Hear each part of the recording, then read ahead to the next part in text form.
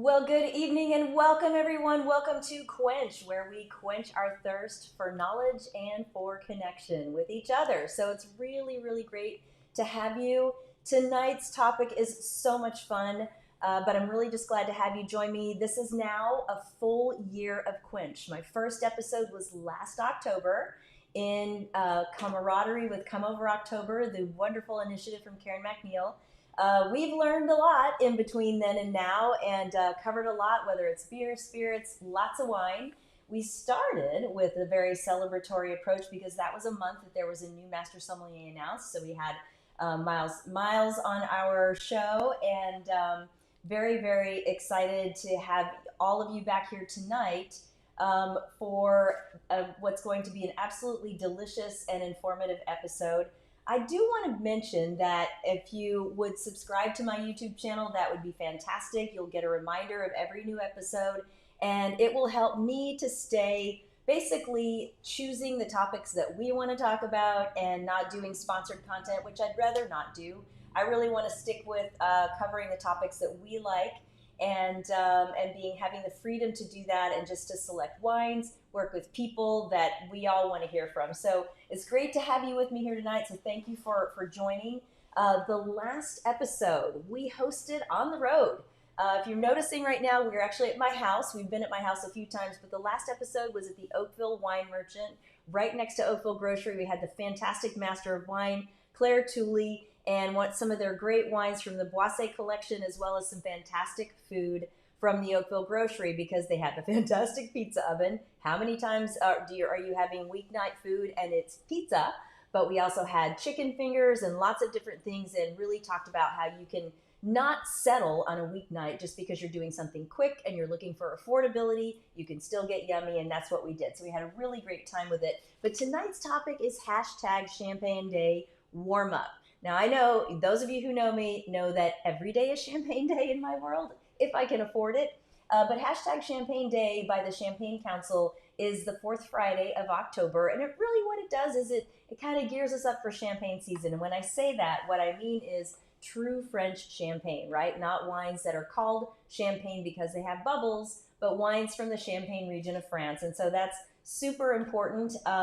Not because there aren't great sparkling wines from other regions, but when you call it champagne, it needs to come from the place, because that is its classical source and it's what confers the style and specialness to champagne. There's so much about the region, from the soil to the climate to the know-how and the hundreds of years of history, that really are what drive champagne greatness. So without further ado, as you know, I always have a guest. And I want to introduce my guest tonight, which is Josh Kelly. And Josh, it's great to have you. Thank you, Andrea. It's an honor to be here for the year of Quench. And I will say, what a better way to celebrate other than bubbles. I know, exactly. So Josh and I have known each other for it's a few years now, because you were sommelier here in the Napa Valley area, went south for a bit to Southern California. Absolutely. For a project, and then have come back. You are a fellow sommelier, but you're also an educator at the Meadowood Wine Center, which I know is because Kelly White, the director, has been, or at least I think she's still the director, has been on this show in conjunction with the release of her book, Wine Confident. That is an amazing program there. They do some incredible programs. It's been fantastic to be a part of. Kelly is, I couldn't ask to work with anyone better. So it's been an incredible time to be able to study and then as well just confer that knowledge to all the amazing guests that we have at Meadowood. So talk a little bit about your background and how you got into wine and being a sommelier. And while you do that, I'm going to have you hand me that bottle that I'm going to demo opening. But first, I want to hear about your background. Of course. So when I got into wine, I actually started out in anthropology. I had a degree that I'm sure a lot of parents may not encourage their kids to get into. But from there, what I actually noticed was I was supporting myself through school by serving and bartending. And so wanted to get more into the wine scene, finished that degree and realized that anthropology was quite literally in the glass. We talk about language, history, culture. And so that led very quickly into becoming a sommelier at 21. Nice. Starting a winemaking degree promptly after that, and then actually designing and directing quite a few wine lists down in Toronto in Canada, and then moving to Napa in 2021. Fantastic. So a lot of people, I think, started that way. And when you said a degree in anthropology, and like what parent would want their kid to get that degree, but it's really true. Some of those liberal arts, I was economics. Mm-hmm. I did get a little bit of a practical side with finance too. But then I got to Morgan Stanley and they taught everybody finance. For the first 6 weeks, we were getting trained on finance and accounting. So I was like, okay, if you know how to think and critically think, then you're halfway there. But you're right. The first time that I decided to leave Wall Street, it was based on champagne and that light bulb moment of its history, its agriculture, its culture, its togetherness, it is hospitality. There's just so many aspects of it that I thought are great. Absolutely. And what better homework than to study with wine? Exactly. The homework's fun. So we're going to, and I had a towel. If you can you reach that towel for me there? Of course. What we're going to start out doing is I'm going to give you your safety briefing when it comes to champagne. And I'm sounding like I'm on board an aircraft, but this is actually a good excuse to mention that since the beginning of this year on Delta Airlines, which is the airline I work with, we've been serving Taittinger Brut La Française for our Delta One cabin. So very excited about that. You have the chance to, if you are able to fly Delta One, to enjoy that on board. And we're going to taste that as a starting point because it's really a great reference point for champagne. But first I'm going to give you the safety briefing of champagne, which is there's 90 pounds per square inch of pressure in the bottle. And I mean, this is a serious thing, right? It sure is. It can get a little tricky sometimes, especially when you're in crowded restaurants. There's a lot going on. Yeah. It really does help to know exactly what you're doing because you are handling something dangerous but fun. Yeah, as Kevin Zraly used to say, it's a loaded gun if you're not careful with it. So typically, as with a lot of classic champagnes, a little bit of a starting pull tab there to get the foil off. But if not, you can cut it with your corkscrew. And then you've got that muzzle or cage on the top, and you've got this little pull tab. And I usually do 6 twists, 3, 4, 5, 6 by tradition, and it seems to work. I never take the muzzle off. Do you take it off? I typically don't. Yeah, because for a couple of reasons. Taking it off gives you the chance to potentially lose control of the cork, but you also have that extra little bit of grip. So I just slide my hand up from there, keeping my thumb on top the whole time. You turn it away from people. I'm now turning it towards the studio lights, so hopefully all will go well. But you hold it on a 45-degree angle, right? So you're giving yourself a little more surface area inside to allow the CO2 to gently and slowly escape. And then at this point, you are turning the bottle at one direction and the cork the other if necessary. This one is starting to creep out, and I can feel it. So I'm holding it in. I'm actually guiding the pressure rather than pulling when I feel that readiness to escape. I'm actually holding it back. So I'm just letting it go slow, slow, slow, so that I get a hiss or a cough. So it's just controlling it so that, number one, you don't lose the bubbles, because if you are careful about it, don't lose too much CO2 when you open it, this wine will stay bubbly for a long time in the refrigerator as long as you keep it really, really cold. Thank you. Because cold temperature preserves gas being dissolved in a liquid, and that's true of anything.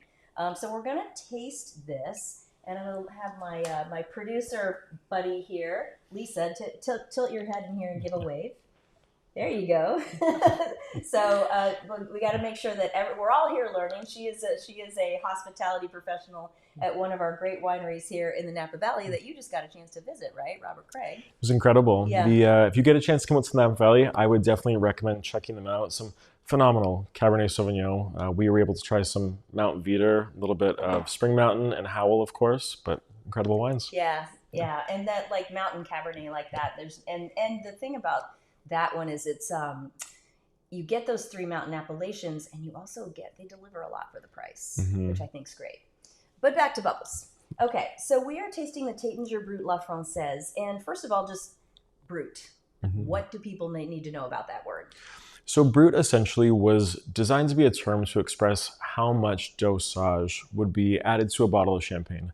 Now, dosage essentially means that once we finish secondary fermentation, when you are expelling the yeast out of the bottle, you are adding a little bit of sugar to kind of balance out. I always kind of think of it as making the perfect lemonade. When you have lemon and water, it's a little bit tart sometimes. If you get really sweet lemons that are ripened at the very end of the season, you don't really need to add a whole lot of sugar. but when you do have that really tart, you need that balance. And so typically dosage is done just by tasting, not so much as by a formula. Right. So it's to balance, because these wines are very high in acid by nature. It's a cool climate. I was told once that it's a little bit of a miracle that they make wine in the Champagne region at all. And they should be growing grain for beer, because it's about on the same latitude as the great German beer region, so to speak.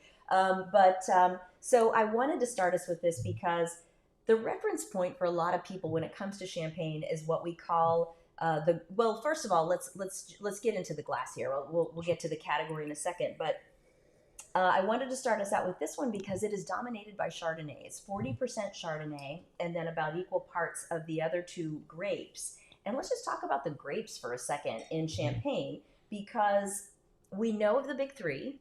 Go ahead. Of course. Well, we've got Pinot Noir. Typically done, Champagne, we can break it down into essentially 4 regions, but 3 that are really dominated by the top 3 grapes. We've got Pinot Noir coming to us from Montagne de Reims. We've got Pinot Meunier down in Vallée de la Marne, and then of course Chardonnay from the Côte de Blanc. Right. And so this Taittinger Brut, they own a lot of their own vineyards, which is unusual for one of the larger houses, and we'll talk about the terminology for that in a second. But they have a lot of high quality Chardonnay. I think this represents in total over 30 different villages of sourcing. And when it's dominated by Chardonnay, stylistically, where does that take us? I would say we're going more towards the Côte de Blanc. Right. It's a place that really does well for producing some pretty magical Chardonnay. A little bit further south in the region of Champagne, and so you do get a little bit more warmth down there, and so it just does lend a really beautiful hand to Chardonnay. And kind of more taking you more into the elegance realm as opposed to sort of the more robust Champagne styles. Fair to say? Absolutely. A little less, I don't want to say less structure, but I would say Pinot Noir definitely focused on more structure and maybe brute force. Chardonnay, a little more of that ease in the Champagne. Nice. Yeah. And so this is a really sort of a great, I will say, just sip it on its own, easygoing, especially if somebody else is paying. But easygoing Champagne that's really delicious. But you mentioned Pinot Noir, which is a backbone. And then you mentioned Meunier. And can you just tell people a little bit more about that grape? Because it is really coming on the scene as getting a lot more focus now. Of course. So I would say Vallée de la Marne produces some of the most incredible versions of Pinot Meunier. We're seeing a grape that in its youth can be a little bit nervy, but it's got quite a bit of good body, I would say. The tension is what I really love about Pinot Meunier, especially as it ages. I think that we've long looked at Pinot Meunier as more of a blending grape, but we'll be trying a wine today that is mostly Pinot Meunier, and it's really starting to come into its own. It's really having a moment where it can shine as a single variety. I was lucky enough to have some Pinot Meunier single varietal from 1970 not too long ago, and these wines can age. I would be him, right? Like right now. Yeah, and these wines can age. I mean, it's not just dominated by Pinot Noir and Chardonnay anymore. These Meunier really has a lot of exceptional ageability to it. So, and it's something that I think it's very, very much pushed forward by a lot of the grower Champagne. So before we jump into the two kind of camps of Champagne producer, I put on the screen here the different Champagne grapes, because we mentioned Chardonnay, Pinot Noir, we mentioned Meunier. There are other Champagne grapes that are approved, and I'm showing you here. I'm going to pronounce them: Petit Melier, Arban, I think is how you say it, and then Pinot Gris and Pinot Blanc people have heard of. Well, guess what? I just read today about the approval of a new variety, which is a mutation called Pink Chardonnay. Okay. Pink Chardonnay just got approved. Yeah. I was reading that Jean-Baptiste Lecaillon from Roederer is very excited about it. And it was Pinot, the family of Pinot grapes, and Chardonnay, which is part of it, they mutate very readily in the vineyard. And this is one that they've said, look, it's here to stay. It's true. There's a bit of, and I'm sure we'll get into this later, but a bit of warming happening in Champagne. And so experimenting with these new varieties is top of the line for most of these growers nowadays. Yeah. Valtisse ends up being another really incredible variety that they're trying to really figure out right now. I believe they can only use about 5% if they were to grow that grape in their blends. Right. But it really is a variety that's coming up because of, some challenges with climate change. Exactly. And so I threw that on there on the list because it's a hybrid that has been bred for mildew resistance. So it has the beautiful sort of elegance and the overall sort of stylistic contribution that they're looking for in Champagne, but it's bred for mildew resistance from such that it's a hybrid between vinifera and another, I don't know which species actually that it's bred with. So, but that's exciting to see that Champagne is, as traditional as it is adapting to the future, and especially doing so intentionally, because if you don't do that, you can control mildew perhaps, but you have to do it with sprays, and nobody wants to use a bunch of spray in the vineyard. And so by farming differently, they're able to really, really reduce that. Absolutely. I've been lucky enough to travel to Champagne usually once a year for the last several years now. And a lot of the growers, even if maybe they would like to be organic, they're practicing organic, but not necessarily certifying. Right. It's really tough when this is farming at the end of the day, Yeah.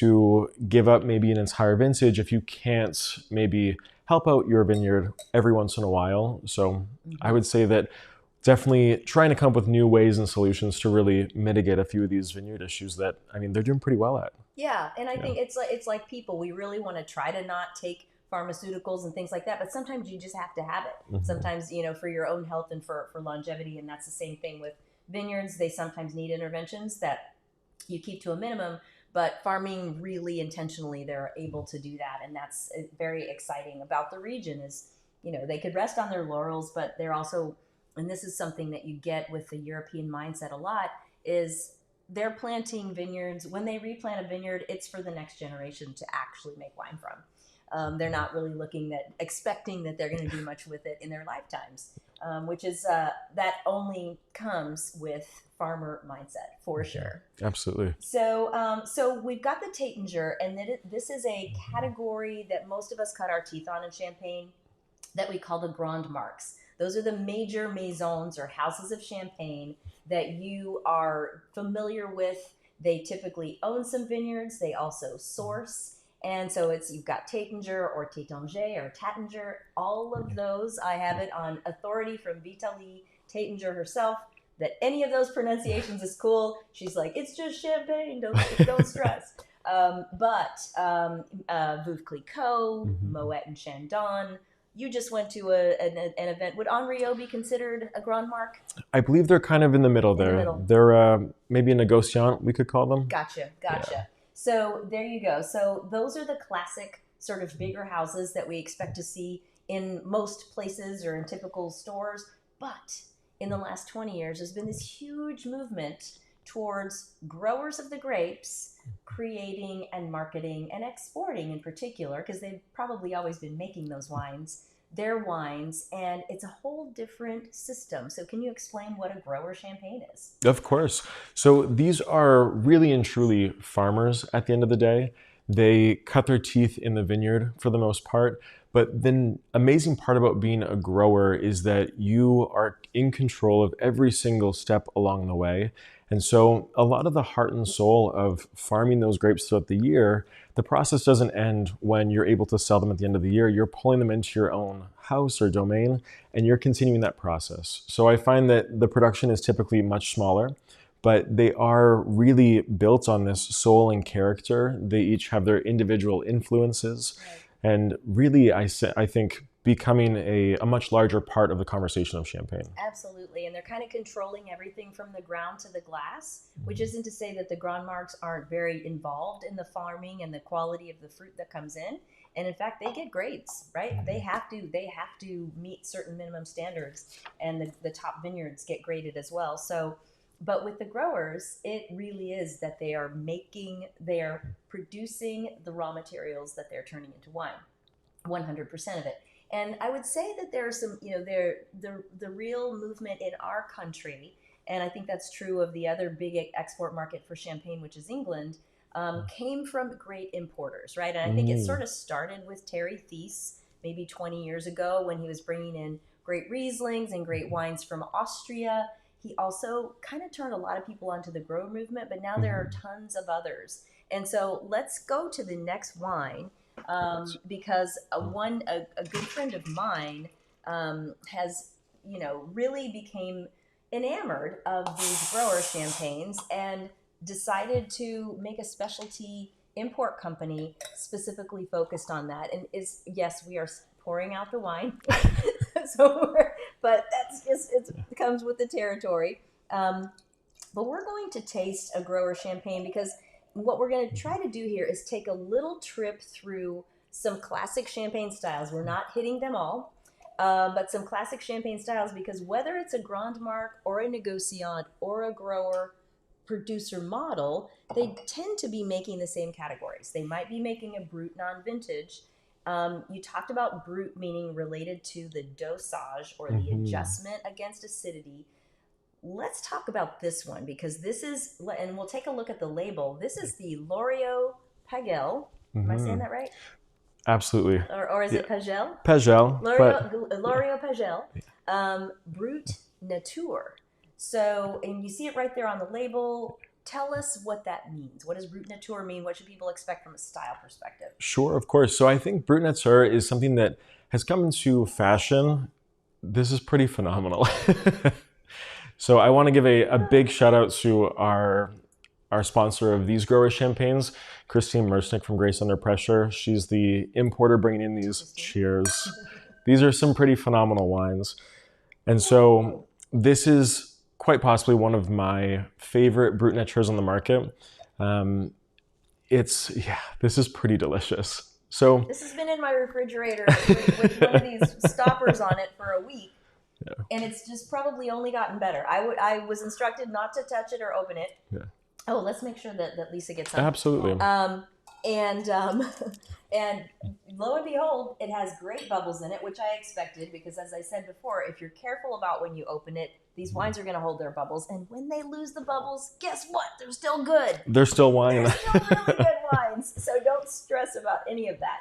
But let's go back to this Brut Nature. What does that mean? Absolutely. So Brut Nature essentially is the absence of adding a dosage. So you're essentially relying on this champagne, once you disgorge it, to essentially be balanced already. And so there's a few different ways that we can do that.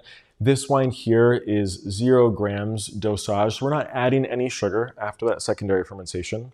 But the way that they're able to really connect with this rich, robust style, and not to say that this isn't linear, acid-driven, and elegance, but it does have a little bit of weight behind it. I would say that most Brut Natures tend to have that. They have maybe some brighter acidity, but this wine really balances by adding some reserve wine. And so I'm sure that we'll touch on this a little bit later, but having 50% of this wine come from a perpetual reserve, meaning they have put a little bit of each vintage that they've harvested since the year 2000. Wow. This is a bit different for every house, right. Whichever their perpetual is going back to. Some go back to 2015, some to the 90s. But Loriot-Pagel, to be an older house starting in the 1800s, has that foresight and that ability to really know that these reserve wines are going to make these Brut Natures become so rich and right. elegant.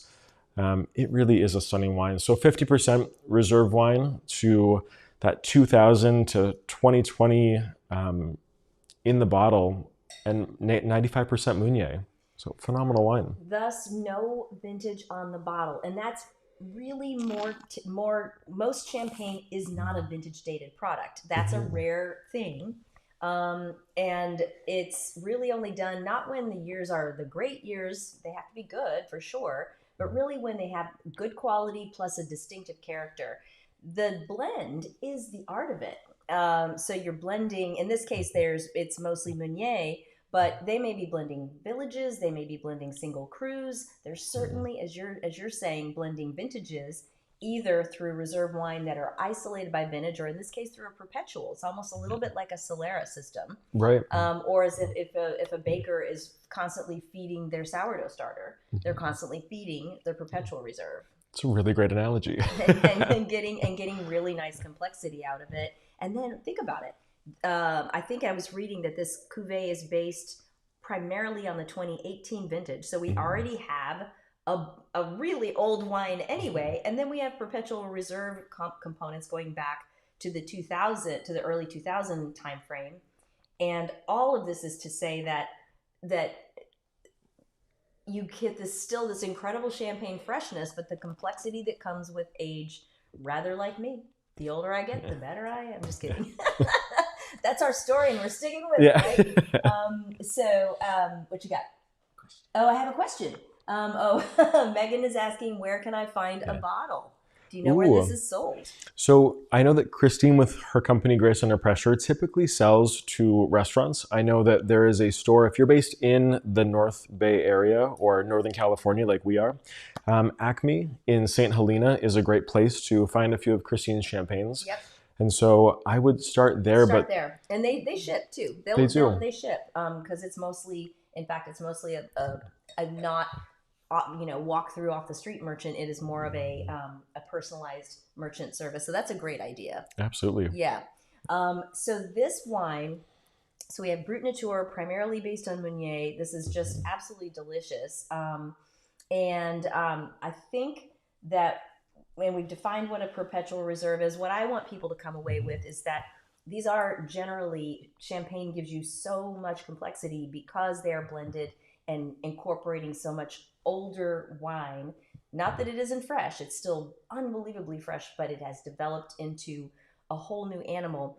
And this one is also, I think, it's owned by, the next generation has taken over, correct? Sure. So the winemaker currently is JP, and JP and his sister Alice own the house at this point with their families. They're a 6th generation owned domain. So cool. And so again, coming back to that perpetual, this was an idea that was started well before JP was able to take over for the winemaking practices. Nice. And so this is a family that really cares about what they're doing. They're down in Festany in Valley de la Marne. Okay.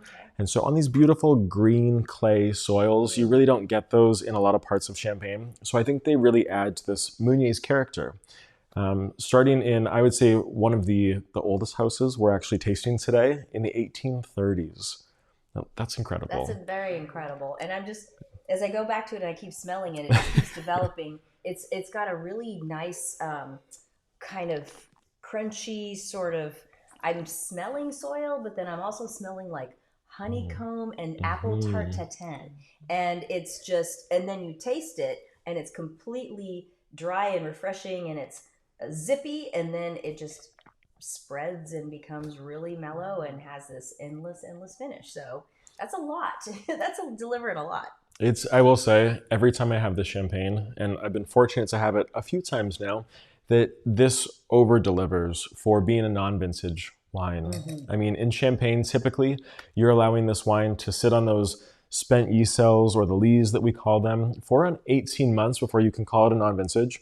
This spends 4.5 years on the lees. Right. So just another way that this family is really introducing you to their portfolio just from this. With the best of the best. This is an introduction. This is pretty amazing. Yeah, I would say so. And think about other things that age well, whether that's like cheese is the classic, right? We don't expect fresh cheese to be very complex. We expect a 3-year-old Parmigiano Reggiano to be pretty complex, and it is.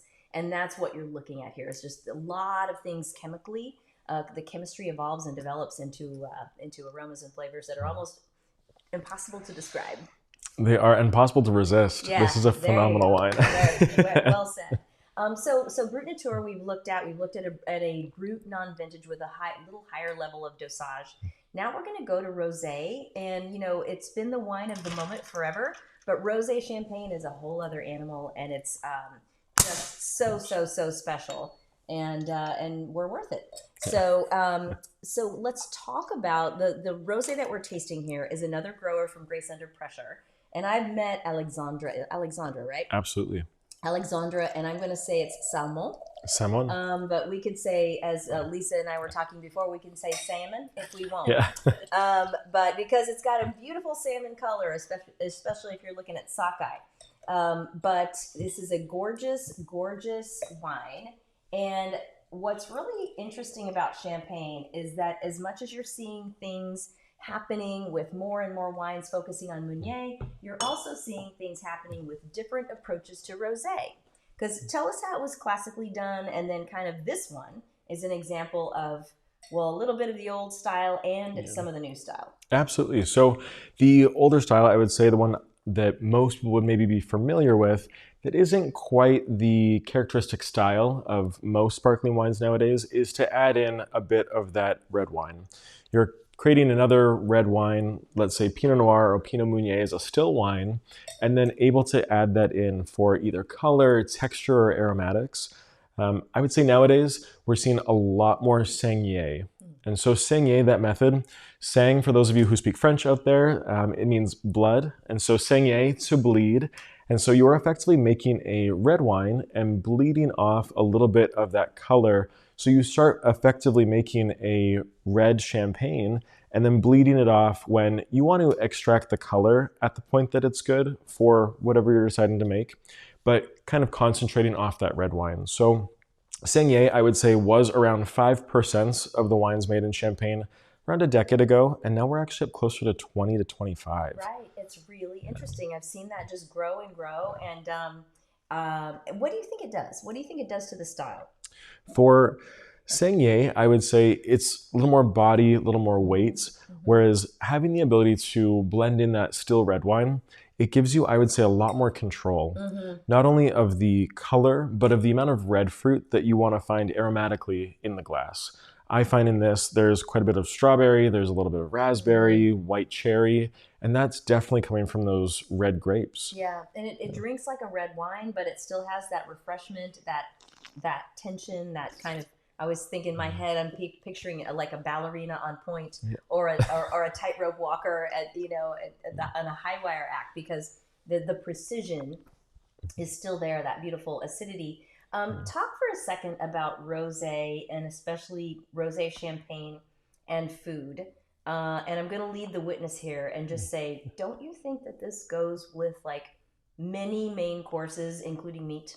Absolutely. So I was going to mention this, even if you didn't bring it up, Andrea, that the last time I was in Champagne, there is a burger spot. So if anyone's looking for a really good burger spot in Ross. Wait, I know this place. I know this place. So this is called Sacre Burger. Yes. And I swear it is one of the best burgers I've ever had. It's on their equivalent of like Uber Eats 2 or whatever if you're in your hotel, but go there. It's worth it. And so they do these duck fat fries every time I'm there. And this is 4 times now that it is always one of their burgers and then a bottle of rosé champagne. Yeah. Beef and rosé champagne. Let's go. I swear it is the best of the best. Oh man, I tell you, it's so true. And I really never would have thought that, but years ago when I was working at Windows on the World, so that's a lot of years because Windows on the World has been closed since the World Trade Center towers came down in 2001. But Remy Krug from the House of Krug, which is the house that whose champagne lured me off of Wall Street. That's another story. But he came and basically said, I want to order a menu from your wine list, all the sommeliers and cellar masters. We all sat at a table, and he said, I'm going to order the dishes, and we're going to pair exclusively champagne with it. And I think we ended up with a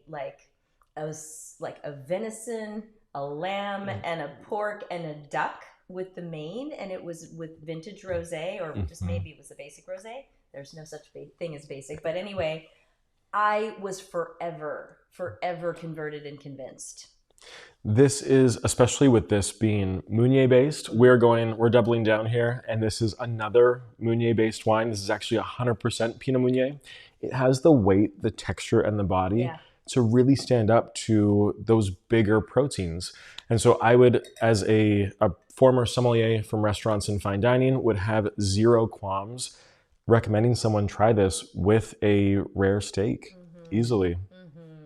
Yeah, and I think the thing that I love about it as well, and we live in the Napa Valley and we love our Napa Valley Cabernets, but when you're looking for something different or to give yourself, just a different thing to focus on, or one of each, and compare them side by side, sit at that table with a great Napa Cab and a great Rosé Champagne, totally different sort of just sipping expressions, but the pairing possibilities are incredible. You're going to kind of hit texture and texture with Cab and steak because they're both big and velvety and chewy and sinewy. but then you're going to hit this like incredible sort of like a dance of the acidity, but then that deep red wine vinosity, which means like wininess in the glass of the rosé.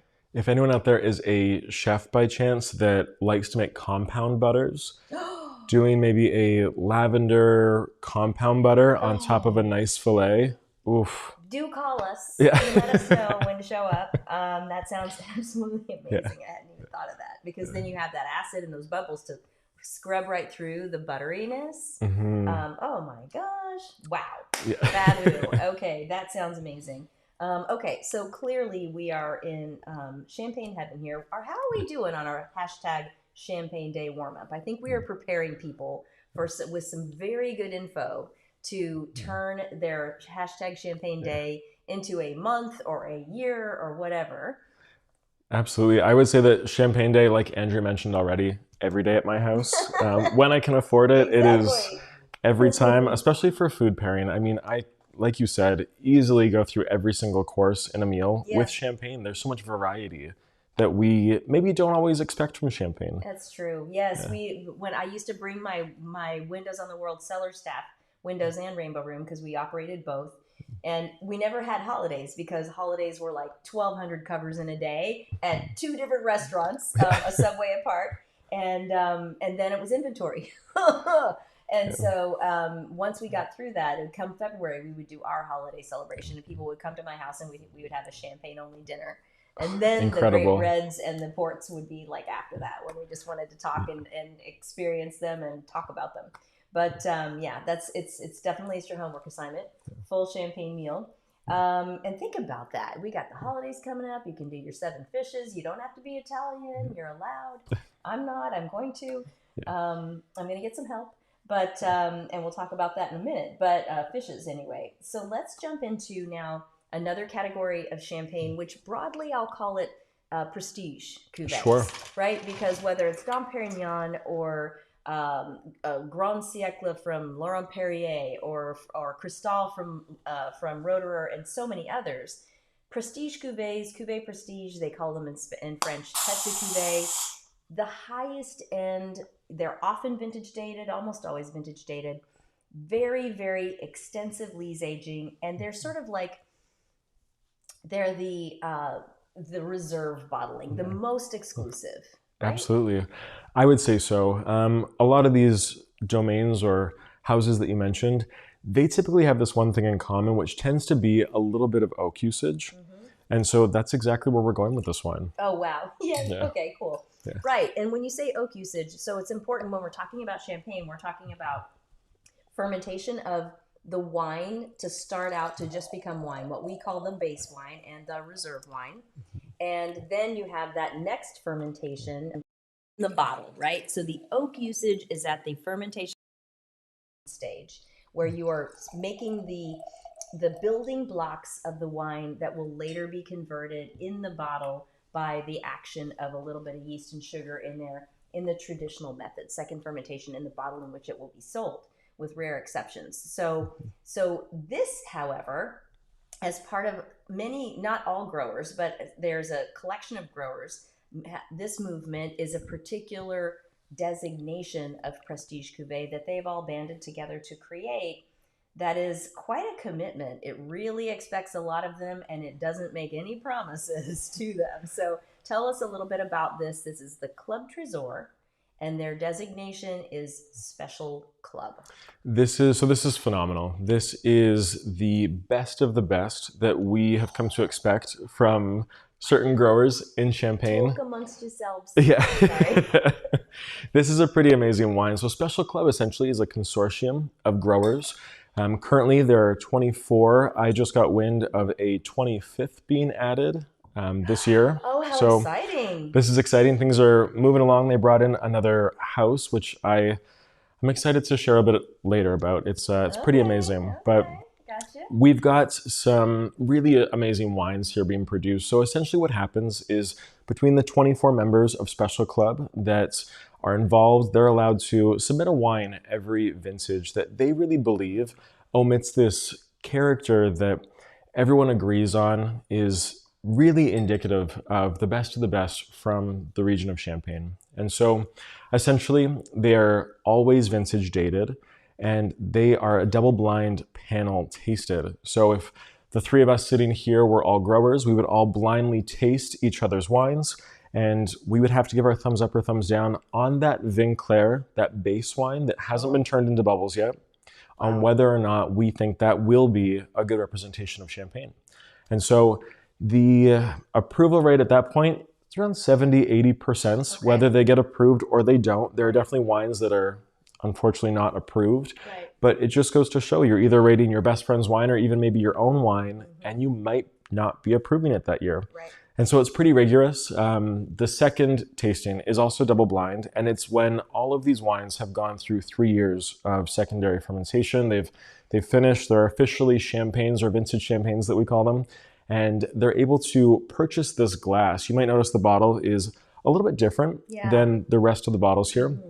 A little more squat. It has this embellishing on the front that does say... an embossing thing, kind of like Chateauneuf-du-Pape has its embossed bottle. Absolutely. Similar, okay. And so you do have to tell the special club how much wine you intend to make from that block or that vintage that you're putting forward to be tested. And so they give you the glass, you're able to bottle it down and make that secondary fermentation happen. I can't believe this. If you don't pass, you do have to rebottle that wine. And so it is a massive process. So typically you may start to bottle in larger formats and sell it as a really amazing cuvee, because this was some of the best that you put forward that year. So you're really working with some incredible champagne. It's a huge commitment. But it's based on tasting this, I would put it absolutely in the best of the best. Any of the ones that are out there being traded on the LiveX exchange, which there are a few fancy ones that are being traded right there with the famous Burgundies and Bordeaux's and a few top California wines and a few top Italian wines. Quite an achievement. So let's take a look at what we're tasting here, because we have the bottle. This is the 2015. It's good to be us. But that's what you expect from a prestige cuvee, is that it's going to be vintage dated, it's going to sit on its yeast for a long darn time. So this is Champagne, I'm going to say Charlier, Champagne Charlier et Fils, so Charlier and Sons. And wow, can you tell me what is in this blend? This is really something. So this is gorgeous. Charlier et Fils, this house or domain, they started in the late 1800s. And they actually started out as coopers. This family made barrels before they actually produced champagne. And so they had a little bit of vineyard holdings, but their predominant market was in making barrels. So they decided right around the Echelle de Cru, right when they started to making some laws for the region of Champagne. To classify the vineyards. Exactly. Okay. There was a lot of juice, a lot of fruit being brought in from outside Champagne that wasn't a fun time for the Champenois. They're very proud of what they're producing. And so to bring in fruit from Belgium, even at that point, was a no-go for this house. They said, we don't want to sell our fruits and have it be blended in with something that isn't purely champagne. And so they decided to start making their own wines in the early 1900s. Now, what was special about Charlier is that they decided to actually use the barrels that they made themselves to start aging their base wines. And so if you go to the house today, presently, you'll meet Maxime. He is the winemaker currently, or the cellar master. He essentially is fermenting a lot of these base wines in these foudres, or they call them foudres de chêne. And so they're these large, giant oak casks, and they add this beautiful texture. They're the last foudre-only house left in Champagne. So really, like when I'm smelling it, it makes me think of when people make like French toast out of like challah or brioche, like that type of quality is what I'm getting here. A little bit of like meringue, because you're getting that scent of caramelization that's bordered on into sweet caramelization, as opposed to like, you know, toasted white bread. It's a little bit more, or like browned butter, you know. Absolutely. Beurre noisette. There's something that just the beautiful caramelization quality that is oh boy, it is something, let's just say. This is pretty spectacular. This is Montagny sous Châtillon, and so you're right inside the Vallée de la Marne as well.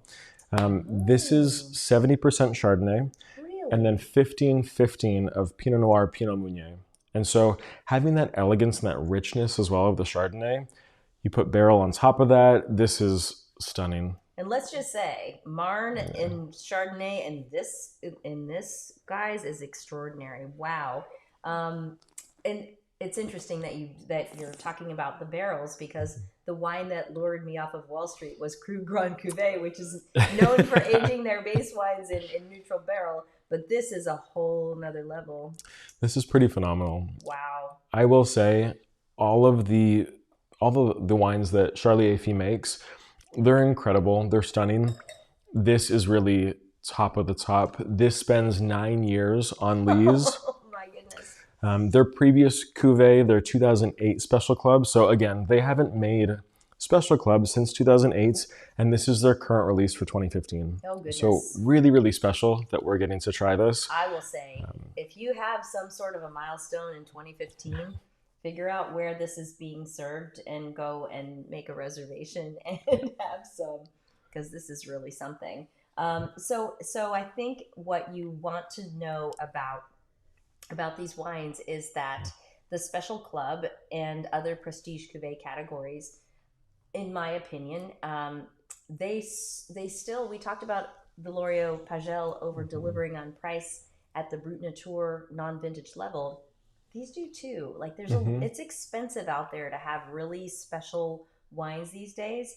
I know it's expensive, but you could pay triple, quadruple and not get the same level of complexity in these wines. And that's generally true of champagne. I've believed that it's an affordable luxury, but one of the more affordable luxuries in the world of wine for a long time, and that remains true in my opinion. What do you think? Absolutely. I say that whenever I see a bottle of Special Club on a wine menu, it is a very easy go-to for me, only because you can essentially guarantee the quality is going to be extremely high. Right. You have this entire panel of growers who know the area probably much better than I could ever hope to, that are really intensely examining these wines, and so doing the absolute utmost to make sure these wines have the quality that they say they do in the bottle. Right, and so it's an easy go-to. Even if I'm not necessarily familiar with that specific producer, the Special Club is always a go-to for me. Yeah, it seems like it's a real beachhead of great, special, and interesting. So all of those, life is short, right? That's kind of what we're looking for. So I never do the wine thing without pairing with food. However, it's been a busy week.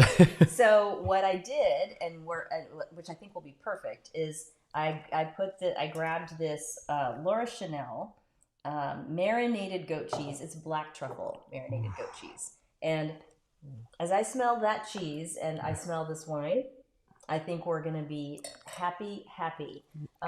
So that would be, in my opinion, if you're going to just try to keep life simple, but really make something special, grab some truffled cheese and a wine like this, and you will be super, super thrilled. Josh, this is incredible. I mean, what better way to spend the 1-year anniversary of Quench? I tell you, yeah, that's true. Yeah. That's true. Right? Yeah, we've come a long way, baby, haven't we? Yeah. More to come, though. Next episode, I'm very excited about. I'm calling it "Where's the Reef?" You guys probably remember the Wendy's episode, or the Wendy's commercials. "Where's the beef?" Talking about, my patty is bigger than your patty. This episode is we'll have Andrew Zimmern joining remotely, because he's going to be on a book tour promoting his book. That is associated with the Hope in the Water documentary, the Blue Food Cookbook. And basically, I'm going to be showing you, we can switch it. I'm going to be showing you that we can pair Napa Valley wines and even Cabernet Sauvignon with sustainable aquaculture. So yes, there will be no beef involved in this. I've already done the tasting. I didn't have to be convinced, because I have red wine with fish all the time, ever since the book came out in the 90s. And I think if you think about the Europeans, they have the whole Mediterranean arc. Every single European country is 85% red wine production. And do you think the people on the coast only drink white with fish when which is what they live on. So we're going to have a ton of fun with that. We'll be at St. Supery live on location there. They're huge supporters of sustainable fish movements with the Monterey Safe Seafood Watch foundation that they support. And I have already done the tasting with the Napa Cab there, the Dollar High Ranch Cab, and I can tell you we are in for a wonderful surprise. So that's going to be the next episode, and I'm super excited about it. You guys know Andrew Zimmer, and he's really one of the great culinarians on the planet, and so much cares about this. If you haven't checked out that documentary, it's called Hope in the Water, and it is fantastic. It's a 3-part series on PBS. I think they're actually working on the second installment of it. David E. Kelly, the director of or the showrunner or whatever it is of Ally McBeal and a bunch of really important TV shows, was behind it because he happens to be an aquaculture farmer as well, which is really interesting. But I'm going to show you how to make pesto from seaweed. I'm going to do all kinds of cool stuff for y'all. So I hope you'll check that out. I hope you will subscribe to the channel. As you know, that's the way that we can do this and keep it. I know that the YouTube ads are a little bit irritating, but it's probably even more irritating for people to have me do sponsored episodes, which I don't do. And this way we can talk about what we want to talk about and celebrate who we want to celebrate and be with who we want to be with. So I really, really appreciate you joining and sharing your expertise. It's a pleasure. Absolutely. Thank you for having me. And thank you. And I hope you'll come back absolutely. with more champagne. Let's do it all over again. Maybe we should make this an anniversary celebration, right? And but really appreciate all of you joining me. We will see you on the next episode. Where's the Reef? Thank you so much to Grace Under Pressure. And to all of you for joining. And please don't let #Champagne Day be just a one and done. Remember that when you want a little bit of a trade up, but it's still over delivering for the price, this is a great way to go. And you know your homework assignment, you're going to do an entirely champagne only menu.